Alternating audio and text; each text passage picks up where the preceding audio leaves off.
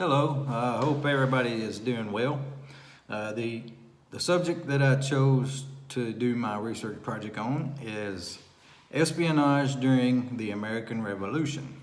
And both sides, both the British and the American forces during the Revolutionary War, employed a wide range of spy networks and spycraft to gain critical information on their enemy. George Washington understood the need for effective intelligence gathering, and he developed a number of spy rings and other secret agents to gather information behind the enemy lines. Now, George Washington, he was also very good at providing false information to the British. The spies that Washington employed were just ordinary, everyday, average people for the most part. He used merchants and farmers and tailors and housewives and even slaves. James Lafayette was a slave who served as a double agent.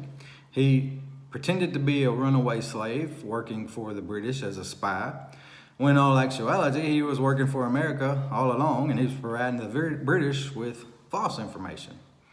At first he worked under the newly commissioned British officer Benedict Arnold after his treason had been discovered.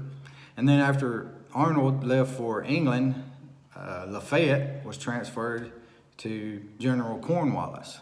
So you can imagine the importance of the intelligence he gathered there. Nathan Hale, he is regarded as America's first spy.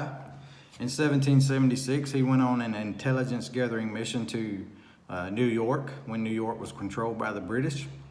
He pretended to be a school teacher looking for work, but unfortunately for Nathan Hale, he didn't make it very far in his endeavor. He was discovered pretty quickly and hanged.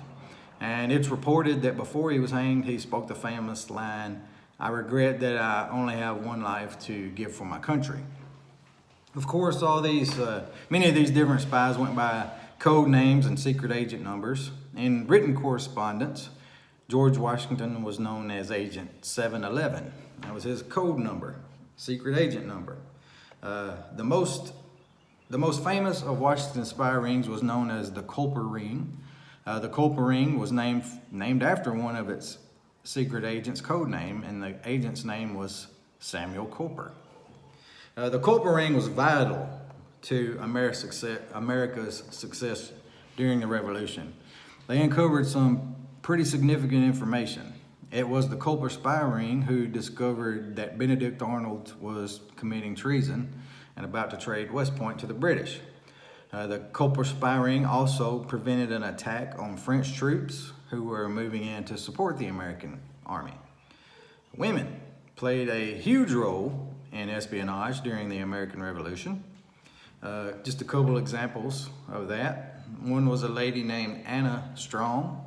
She lived on Long Island, and she would hang out her laundry in specific ways to indicate when and where information could be picked up.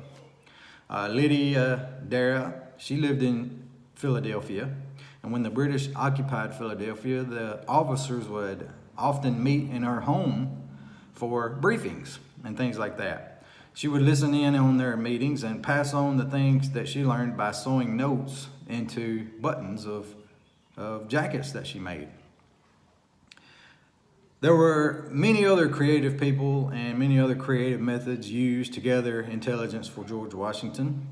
Many of these people and methods, we don't even know who they were or what they did.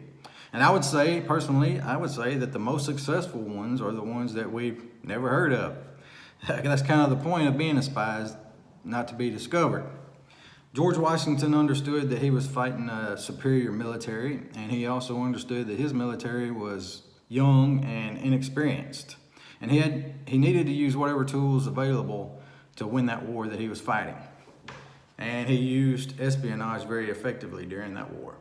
One of the sources that I used for my research said that George Washington was not only the father of our nation, he was also the father of American espionage. Thank you.